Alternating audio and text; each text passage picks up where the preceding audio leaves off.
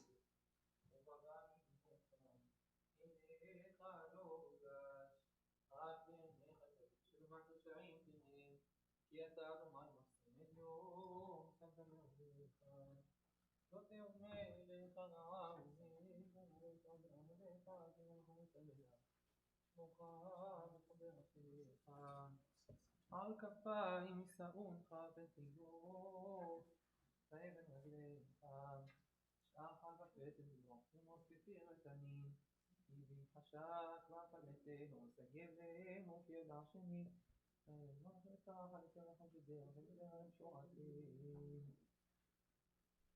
So you can sit.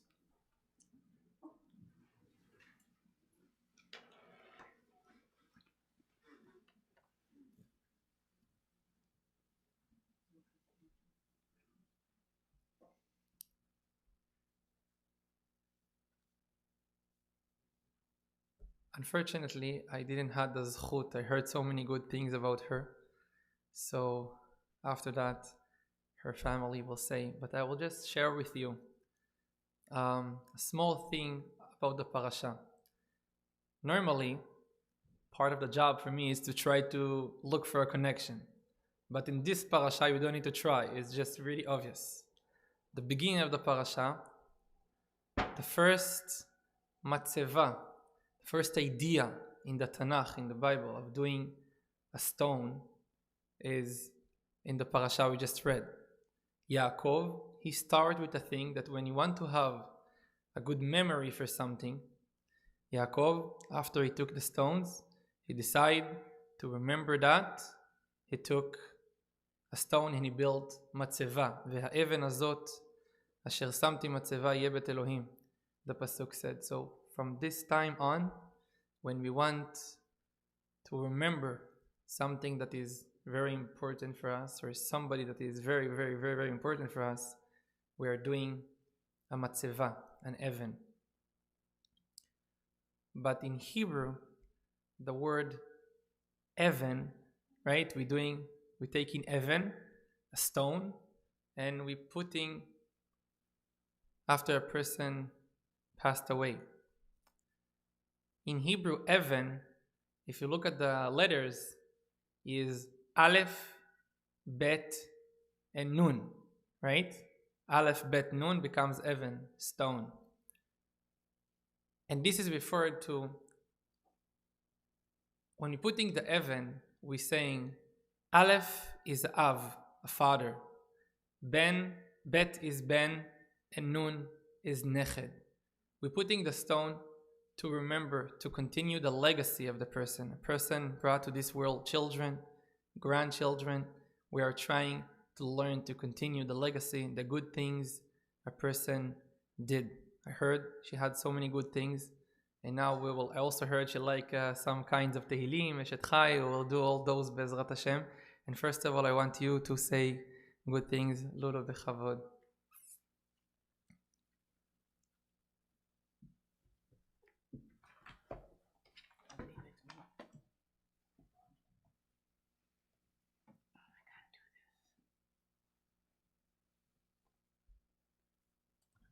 Sorry. Thank you, everyone, for coming. Today we gather to honor and celebrate the life of our beloved mother, Seemah, whose warmth, strength, deep devotion, and loyalty to family and friends in some way shaped all of us who were fortunate enough to know her. I was going to start today's eulogy to my mother with a little poem that I had found some years ago, and which I often read for other people. But this morning, in the early hours, a dear friend and rabbi from Los Angeles sent me a poem about a mother and her message to her children, but especially to her daughters. So thank you, Rabbi Geller. I am going to read this poem for you because it spoke to me from my heart, and I felt like my mother was talking to me. It is called From a Mother to Her Girls by Rabbi Karen Kedar. The morning you wake to bury me, you'll wonder what to wear. The sun may be shining, or maybe it will rain. It may be winter or not. You'll say to yourself, black, aren't you supposed to wear black? Then you will remember all the times we went together to buy clothes. The prom, homecoming, just another pair of jeans, another sweater, another pair of shoes. You will remember how I loved to dress you, how beautiful you were in my eyes.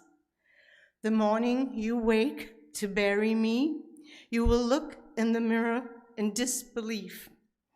You'll reach for some makeup or not, and you won't believe that this is the morning you will bury your mother. But it is, and as you gaze into that mirror, you will shed a tear, or not. Sorry, I lost it. I'm sorry, I didn't have it printed out because I only got it just before we were leaving. Oh. I don't even know where I stopped. But it is, and as you gaze into that mirror, you will shed a tear or not. But look carefully, for hiding in your expression, you will find mine. You will see me in your eyes, in the way you laugh. You will feel me when you think of God and of love and struggle. Look into the mirror, and you will see me in a look, or in the way you hold your mouth or stand, a little bent or maybe straight, but you will see me. So let me tell you one last time, before you dress, what to wear. Put on any old thing, black or red, skirt or pants. Despite what I told you all these years, and it doesn't really matter, because as I told you all these years, you are beautiful the way you are. Dress yourself in honor and dignity. Dress yourself in confidence and self-love. Wear a sense of obligation to do this for the world, for you are one of the lucky ones, and there is so much to do to fix. Take care of each other. Take care of your heart and soul. Wear humility and compassion. When you wake to bury me, put on a strong sense of self, courage, and understanding. I am sorry. Forgive me, I am sorry. Stand at my grave, clothed in a gown of forgiveness, dressed like an angel would be, showing compassion and unconditional love. For at that very moment, all that will be left of me to give is love. Love. Please bear with me if I stumble along the way.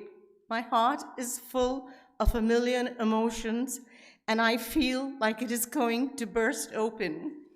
I want to do my mother justice and honor for the 100 years that she lived. We would laugh that she had 9 lives. She would bounce back from being ill. And one day I told her she had a lifetime visa that would never expire. She glared at me and said, "Heaven forbid." She had a sense of humor and of reminding you of what truly matters. Simply by being herself, our mother was a woman whose presence could never be overlooked. Warm, expressive, humorous, and unapologetically herself. She was born in Calcutta, India, 100 years ago, to Rebecca and Joseph Abraham. Yes, isn't that amazing to think that this tiny lady, but giant in her determination and presence, was 100 on Saturday, November 22nd.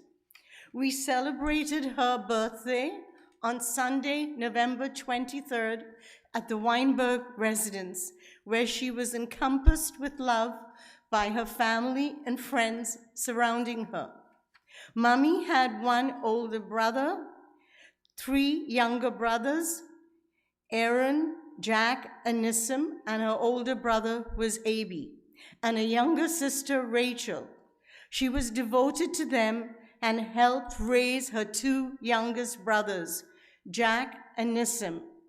Sadly, 4 of them passed away before her, but she is survived by her youngest brother, Nissim, who lives in England and who, unfortunately due to ill health, cannot be with us today physically, but is with us in spirit. Her father died at a young age, and she helped to raise her 2 younger brothers and sister, working very hard and never complaining.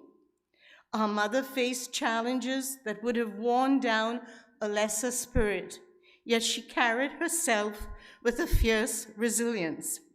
Mummy was not a very demonstrative mother where Jack and I were concerned, but she loved to cook, and like all Jewish mothers, showed her love for us by cooking for us right up to 3 years ago, at the age of 97.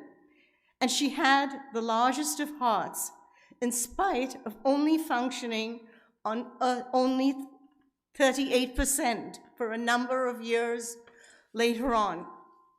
Even in difficult times, she found ways to laugh, to tease, and to bring light into the room. She had a sharp sense of humor, and she loved a good prank right up to her last days when her strength and vitality diminished. She could be very blunt and feisty, and that, to many, was part of her charm. She lived honestly, loved deeply, and remained true to herself to every chapter of her life. Our parents were very involved with the Jewish community in Calcutta and the care and welfare of those who were not so comfortably off. Our home was always open to friends and strangers alike, and they instilled in both my brother Jack and me a strong set of values and the meaning of tikkun olam and tzedakah. Mummy lived by her, following one of the 10 commandments: do unto others as you would have them do unto you. She was always thinking of others. Even at the Weinberg, she would quietly keep her cookies and desserts for the care aides, even though they repeatedly told her, "Seemah, we cannot accept anything." She would not take no for an answer. That was part of her enduring charm. She loved to sing, and we both belonged to a Jewish choir in Calcutta. She had a beautiful voice, and I loved her to sing. When my husband, Warren, was very ill and died, she would sing to him on the phone at nights to calm him down. One song in particular lived deep in her heart, and she cherished throughout her life, my Yiddish Mama. She loved it not just for its melody, but for the spirit it carried, the reverence, tenderness, and profound respect it holds for a mother's love. I once asked her why she loved it so much, and her response was that the song was more than something she enjoyed. It was a reflection of who she felt she was. Like the mother it honors, she carried within her a quiet resilience, a capacity for love, and a loyalty to her family that never wavered. In so many ways, she was our Jewish mama, our comfort, our guide, the hearts of our home. Its words speak of a mother's boundless love, her sacrifices, her tenderness, and her strength. Those words didn't just move her, they reflected her. When she sang it, you could hear her own life woven into every note. Those of us who were fortunate to honor her at her 100th birthday celebration a week ago Sunday had the greatest privilege of hearing her sing that song. It was her last and lasting gift to us. She had not spoken for weeks before that. She did not speak at the celebration to anyone. But when I asked her to sing for us one last time, she did so to our astonishment, unhesitatingly and flawlessly. She sang every single word of that song clearly, and we do not know from where she got that strength, because she never spoke to us again after that. As we remember her today, I want to express my very deepest gratitude to my brother Jack. I know he's going to get mad at me for doing this, but I'm sorry, Jack, I have to do it. As most of you know, I live in Los Angeles. Jack, your dedication, patience, and unwavering care for Mummy were acts of unconditional love that went beyond words. Actually, for all of us who know him, Jack is a man of very few words. Unlike me, he was there day after day, making sure our mother had not only what she needed, but also companionship, dignity, and compassion. We would play Scrabble with her, and she more than matched you, Jack, when it came to doing crossword puzzles. Mummy knew how deeply you cared, Jack, and she absolutely adored you. No words could ever convey my own gratitude and admiration for the mensch you are. I will always be thankful for everything you did. And to you, Beverly, thank you for your caring heart, your gentleness, and the love you gave her. You treated her like your own mother, visited her every day, and she loved you dearly. But I'm sorry, Beverly, she was convinced you were cheating or made up words when you played Scrabble with her and looked at the dictionary. Not to say that my mother did not make up words herself. Together, the two of you, Jack and Beverly, brought her peace, joy, laughter, and stability during times when she needed it most. From the bottom of my heart, thank you. To her grandchildren, Michael and Rebecca, she loved you both deeply and unconditionally, and she was quietly proud of your many accomplishments. To our Uncle Nissim in England, you were always very special to her, having helped raise you, and she cared for you ever so deeply, Nissim Uncle.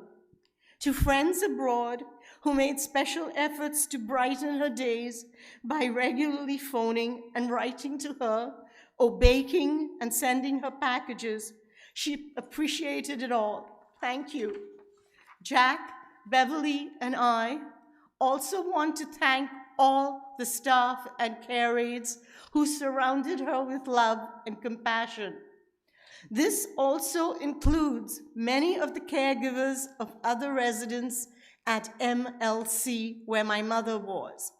I am going to very quickly try to mention all the names we remember because that is what my mother would want me to do, and it is the only way we can acknowledge their loving care. And a lot of you are here today giving her the same respect you did during her life. Thank you for coming. Vanessa, Rebecca, Kemba, Francisco, Cindy, Lyle, Farah, Beha, Elisa, Jihan, Michelle, Joy, Joyce, Julia, Ashuka, Juvie, Jella, Jamaica, Ravinda, Gemma, Manny, Rosie, Daphne, Edith, Apple, Flaw, Suki, Sharon, Jocelyn, and many other names I may have left out. Your endless kindness, love, caring, and support made such a difference in her final years. And it brought Jack and me and Beverly a lot of peace. You all treated her with such gentleness, compassion, dignity, and respect. You each offered not just care, but humanity and warmth. And we will always be profoundly grateful for all that you did for her and for us. Vanessa, the love you showed her went way, way beyond that of being Weinberg's residence manager. And Rebecca, your devotion to her was endless. She looked forward to her morning chats with you and to all of the names I have mentioned. We are also deeply thankful for the love and friendship she received from the residents of the Weinberg residence, who are all gathered in the activity room, watching on the big screen and honoring her. You helped make her days brighter and her life richer, gifts that mean more to us than you could ever know. We are truly grateful for the comfort and friendship you all brought to her and to our family. And to all of you here, her friends who called and visited her regularly and made her feel needed and not forgotten. Ellen and Barry, for your weekly Saturday visits, cut out crossword puzzles, and playing Scrabble. Connie, Nanette, and Nora for your calls and regular visits. Eva and Mark for your calls. And thank you, Mark. You went out of your way every Saturday morning and every festival to visit her after my father passed away, our father passed away 20 years ago. You went out of your way to walk to Mummy and wish her Shabbat Shalom from the balcony, come rain, snow, or shine. She loved you for that, Mark, and waited eagerly to come out the balcony when you shouted, "Mrs. Levy." She loved you for that. Melita, Anya, and Boris, you welcomed her with open arms into your hearts and home, and she reciprocated that love tenfold.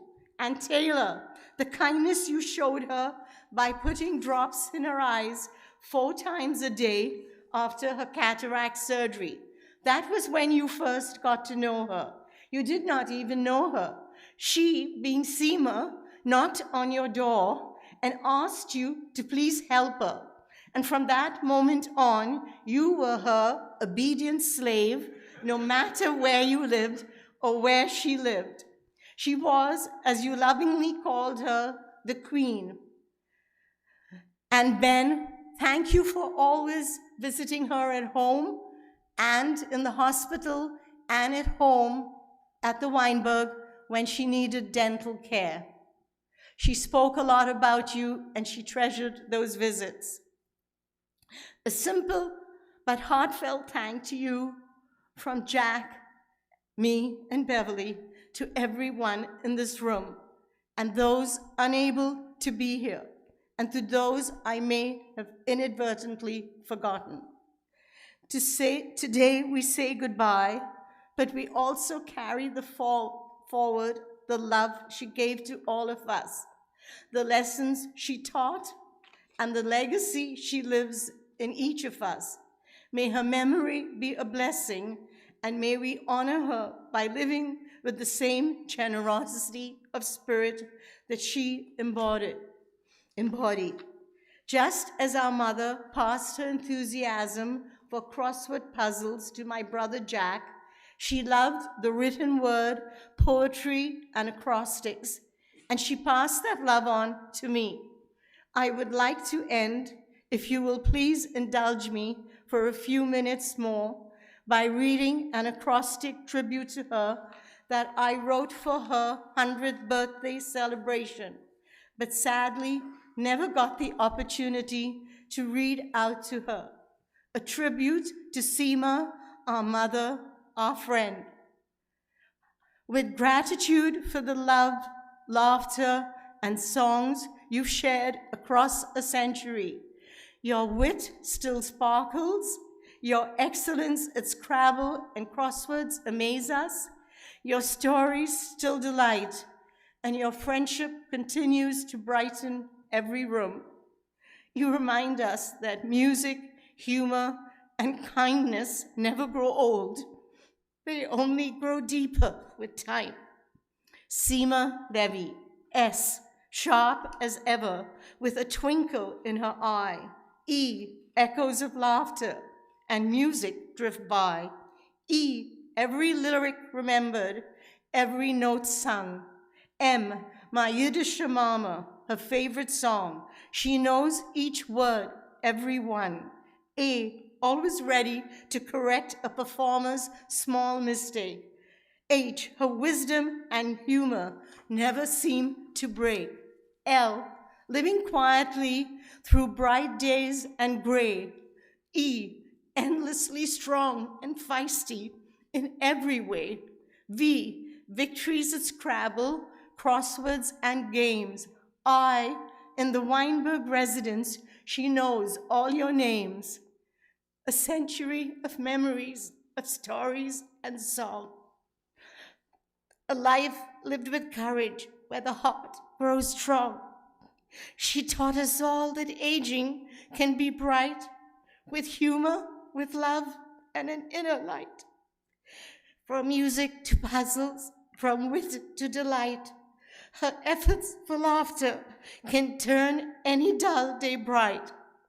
A mind that's still sharp, a spirit that soars, 100 years lived, and yet perhaps there's still more.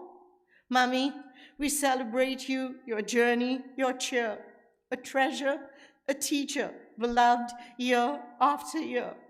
May this day be as joyful as the songs you sing, for you've touched all our lives and made our hearts ring. Thank you all once again for being here today. Your support and caring means everything to us and will carry us through these difficult days. She who once was with us is no longer where she lived before. She is now wherever we are, always in our hearts and beside us. Thank you.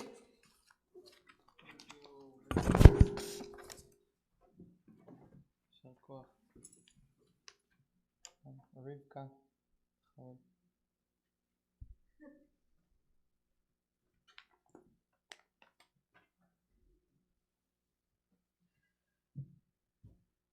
It's a tough act to follow. Um, for those of you who don't know me, I'm Jack's daughter and Lulu's niece, and Seemah was my grandmother. I was asked to say a few words today about her, and it's honestly a struggle to distill somebody so massive and huge into a few words. So I'm just going to share some memories that I will carry with me. I don't have to tell anyone here that my grandma was an extraordinary woman.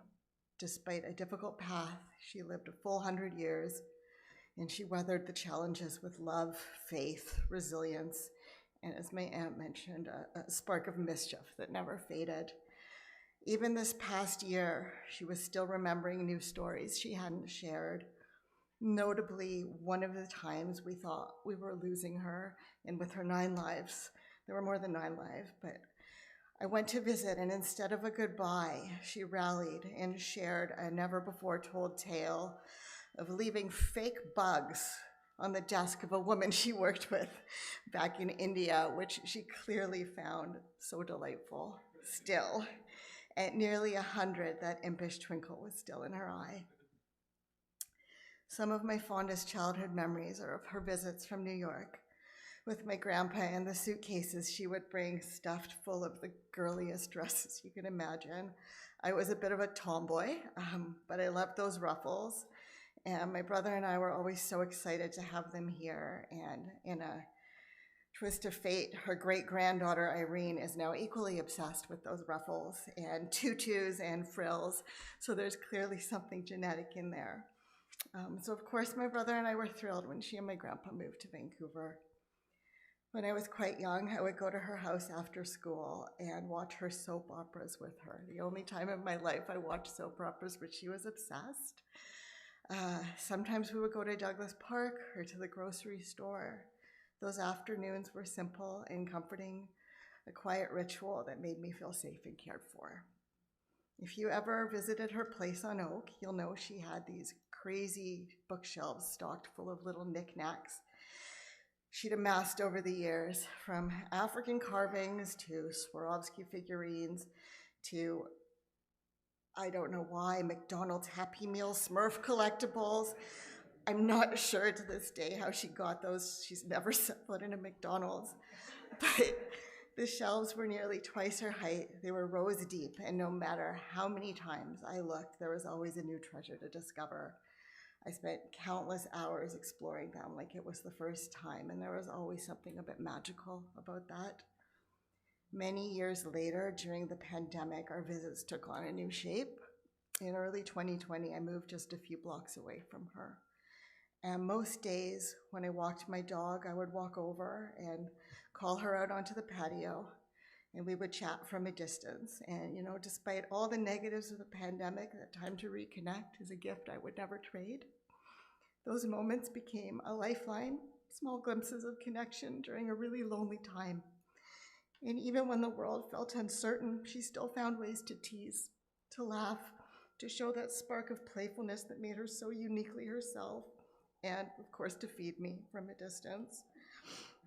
She would leave things on the ledge and then back up, and I would go get them.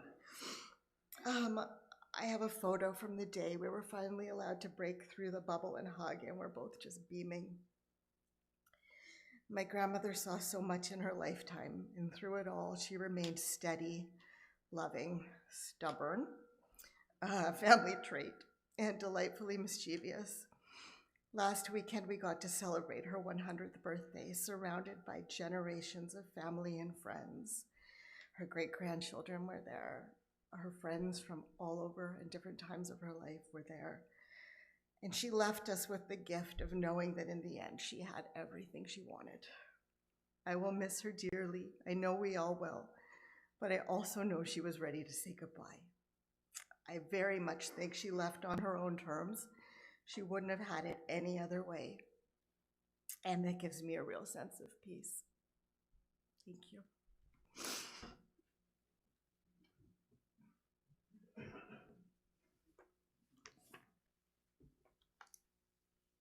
Ellen, בבקשה.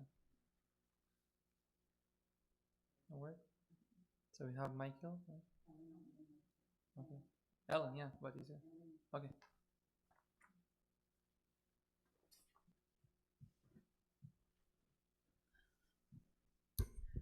I cannot speak as a family member, certainly not a related family member. I speak as someone who is close as extended family. Barry, I, Kathy, and our son David have always felt we were part of the Levi circle.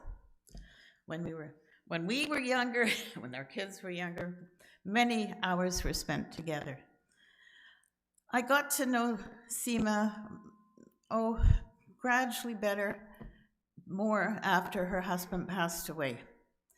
And Seemah and Jack often would come for Joan, and Jack and Seemah would come for dinner. And with Seemah, it was interesting having dinner. I could say, okay, we could have salmon. Yes, that was fine. And then as she got older, apricots weren't wanted anymore. Certainly not apple pie, sometimes rice, sometimes not. And as people in the home will know, Seemah was very particular about what she really liked. And it was a pleasure to know exactly what she wanted. And that really, this specificness from her really defined also our friendship. There was a very direct line of warmth and fondness between us. There was a lot of honesty. I would hear stories about when she was younger. It was not all sun and glory for her. And her travels from India to Israel, New York, and to Vancouver. This was not an easy journey for her or her family. And getting settled in Vancouver, although Jack found an apartment right next to Sherat Tzedek, she branched out beyond Sherat Tzedek and also did volunteer work at Louis Breyer. So that became a second home for her, well beyond the Weinberg, well before the Weinberg. My relationship with Seemah, I can only smile. My grandmother, many years ago, when my grandmother was about 80, she lost a lot of her friends around that era, that age. And I said to my grandmother, "Aren't you lonely? Aren't you lonely without your friends?" And my grandmother said, "Ellen, there's a beginning to life and there's an end to life. It's what you do in between, and we accept the end of life as well." And I think Seemah, that was also mentioned by Rebecca, Seemah knew the end was coming. There was no doubt about it in her mind. But what she achieved right to her last day of bringing a family together, of letting the staff at the Weinberg understand how important they were to her. Barry and I went to visit Seemah on Thursday, the day before she died. And as we were leaving, two friends came into her room And we kind of looked at them, why are you here? We've come to pray for Seemah. That just opened the world to me. It showed how much Seemah was respected and really loved. But I have to tell you a little bit also about another side of Seemah. We would go in and we'd say, Seemah, did you play bingo this week? Oh, yeah. So what happened? There were 2 chocolate bars. And she says, oh, they're going to go back again. They're going to go back to the pot of whatever you have, a jar, I think it is, of chocolate bars. She loved these challenges. I would play Scrabble with Seemah. Seemah came out with 2 or 3-letter words. They always fit into the tiniest little spots. She could visualize the spot, and she could find the word. Something that I found remarkable with Seemah, she was a deep listener. If I had something that I wanted to discuss, and a situation I didn't know how to balance, it could be a personal situation, I would say it very succinctly to Seemah, and I would get a very direct answer, a very honest answer. And that I really appreciated. On October 19th, Barry and I had our wedding anniversary. 10 o'clock in the morning, I was swimming. When we came back, there was a message from Seemah wishing us a happy anniversary and may we continue in health. Oh, and yes, you can visit us anytime you want. Anytime you can come by and visit. So I'm left smiling because here is a lady who, through various challenges and also health challenges and pain, she could listen to others. She could express her appreciation for kindness. And she was happy. At the end, she was happy with her life and satisfied, especially with the cohesion that she's brought to her family. May her life be a blessing. It is. Thank you.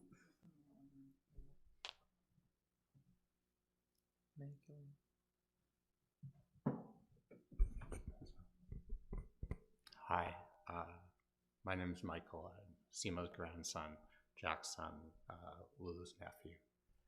When my father and aunt asked me this morning if I wanted to say something, I wasn't sure what I would be able to add, but as I listened to everyone, 3 little stories came to my mind. I thought I'd share each.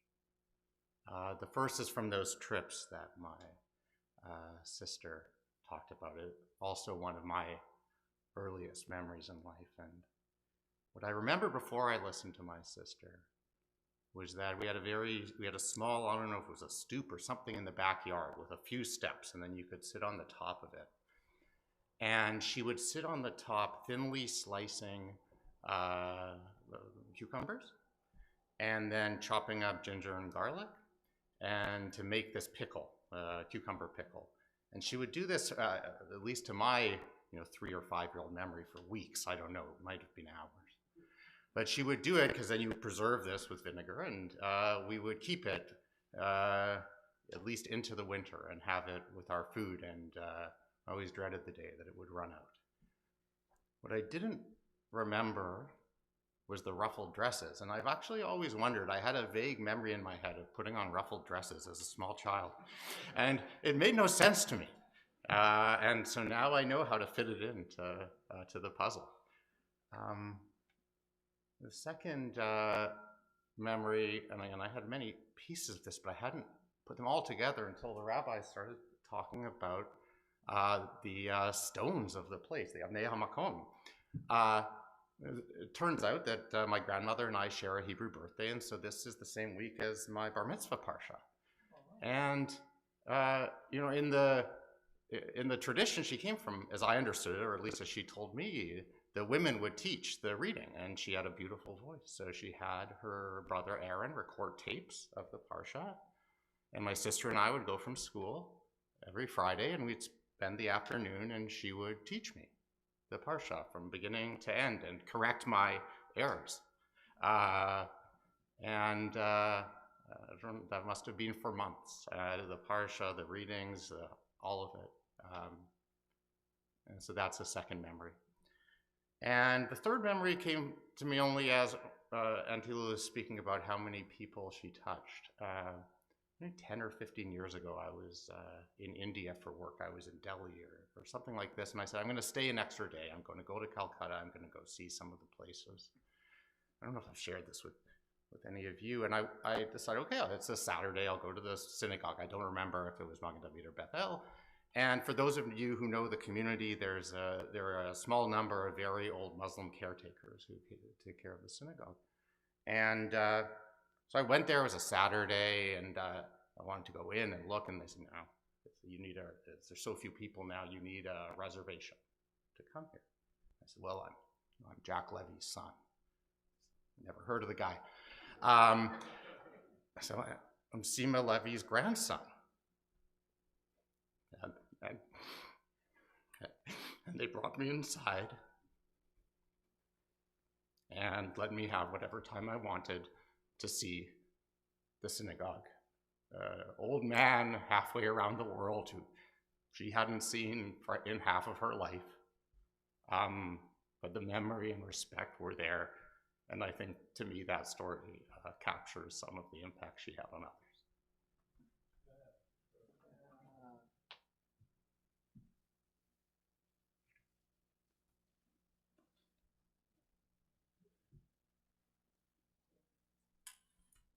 Want to say?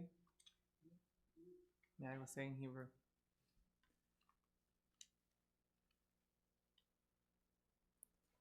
I heard that she loved so much the Tehillim Kaf Gimel. It's 23. Mizmor LeDavid, Adonai Roi Lo Yechsar. So I will say it in Hebrew, and after that Lolo will say it in English. מזמור לדוד, אדוני רואי לא יחסר, בינו דשא ירביצני, על מי מנוחות ינהלני. נפשי ישובב, ינחני במעגלי צדק, למען שמו. גם כי אלך בגץ על מוות, לא ירא כי אתה עמדי. שבטך ומשענתך, המה ינחמוני. תערוך לפני שלוחן נגד צורריי. דישנת ושמן ראשי כוסי רוויה. אך טוב וחסד ירדפוני כל ימי חיי, ושבתי בבית אדוני לאורך ימים. Right? Okay. Oh, everybody. I think you were all handed a sheet of paper, if I'm not wrong. Could you join me in singing or saying my mother's favorite song, which also happens to be mine? The Lord is my shepherd, I shall not want. He makes me lie down in green pastures. He leads me beside quiet waters. He restores my soul. He guides me in paths of righteousness for his name's sake. Yea, though I walk through the valley of the shadow of death, I will fear no evil, for thou art with me. Thy rod and thy staff, they comfort me. Thou preparest a table before me in the presence of my enemies. Surely goodness and mercy shall follow me all the days of my life, and I shall dwell in the house of the Lord forever. Amen.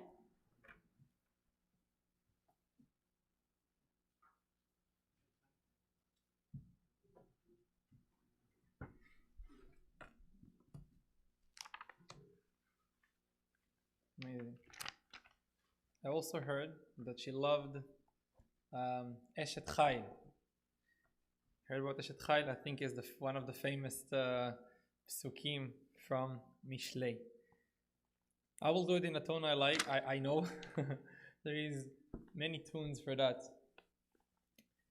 So Eshet Chayil נמצא מרחוק מפניני ממך בטח בא לבעלה ושלל לא יחסר גמלת הוא טוב ולא הכל ימי חייה דרשת צמר ופשתים תעש בחפץ כפיה הייתה כאוניות סוחר ממרחק תביא לחמה ותקום בעוד לילה ותיתן את טרף לביתה וחוק לנערותיה זיים השדה ותיקחהו מפרי כפיה נטע כרם חגרה ועוז מותניה ותאמץ זרועותיה טעמה כי טוב וסהרה לא יכבה ולילה נרה ידיה שלחה בקישור וכפיה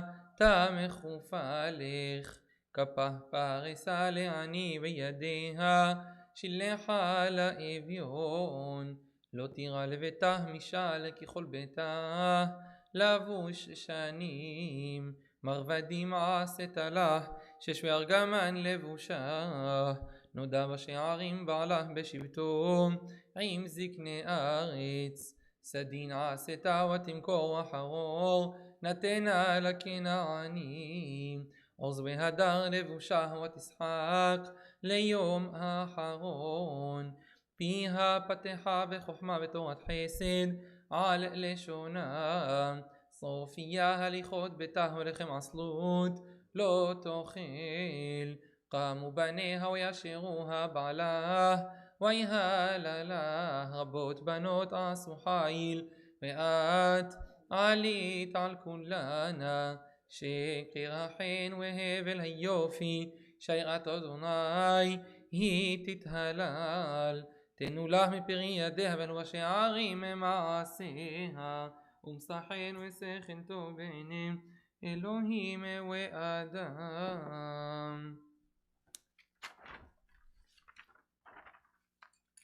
So we'll do a shkava and just a second the name or you will tell me that's it. המרחם על כל בריאותיו הוא יחוס ויחמול וירחם הנפש רוח ונשמה של האישה הכשרה נפטרת בשם טוב מן העולם. again the Hebrew name שמחה חתון, אתה אומר? שמחה חתון בת רבקה. רוח אדוני תניחנה בגן עדן היא וכל בנות ישראל השוכבות עמה בכלל הרחמים והסליחות וכן יהי רצון ונאמר אמן. I will do like the Sephardim in Israel doing Kaddish here and another again, so come for Kaddish Heshelama. And the Sephardi custom is to sit, so if you want to stand do whatever, but you can sit. So you do this, you just skip that, just the big words, not the small. יתגדל ויתקדש שם רבה. אמן. ועלמא דיברה ברתה וימליך מלכותה וישמח ורקנה וקרב משיחה. אמן. ויכון וביום יכון וחיי לכל בית ישראל בעגלה ובזמן קריב ואמרו אמן. אמן. יהיה שם רבה יהיה שם רבה וברך לעולם לעלמי עלמיה יתברך וישתבח יפאר ותרמה ותנשא ותתר ותעלה ותהלל שמח וקודשה בריחו. אמן. לילה מן כל ברכתה שירתה תשבחתה ונחמתה דאמרן בעלמא ואמרו אמן. אמן. יהא שלמה רבה מן שמיה חיים ושבה וישועה ונחמה ושזהבה וגאולה וסליחה וכפרה וריח והסלה לנו ולכל עמו ישראל ואמרו אמן. אמן. עושה שלום במרומיו וברחמיו יעשה שלום עלינו ועל כל ישראל ואמרו אמן. אמן. חזק וברוך. In just a minute we will walk with her. We'll give her the last kavod, the last respect. How do you say it in English? It's very important to walk. We'll say Pirkei Tehillim. We'll give her the honor. And we'll give you a few announcements. We have Be'ezrat Hashem tonight for both. I heard they know each other. So at 6 at Bet HaMidrash, you can do Nichum Avelim, Arvit. Right after will be dinner. Tomorrow again, 6, Arvit with a meal with brachot and everything, Leilui Nishmata and Nichum Avelim and everything. And Tuesday, 6:30, because we have a shiur at 7. 6:30 will be Nichum Avelim, Arvit, and 7 our usual shiur. What? The pulvers, yeah. Oh, Weinberg? Oh, sorry, I forgot to tell you. After here, we have in Hebrew, it's called Sudat Avra'ah. It's very important. It's mean like the meal after the funeral. It's in Weinberg's, in basic, in Louis Breyer, right? You said 5650. Oh, huh? There. Yeah, you will tell him. Sorry. Okay. If somebody needs assistance, so there is a golf care car. I don't know what is it. Oh, yeah. Yeah. Now I understood. Yeah. Okay.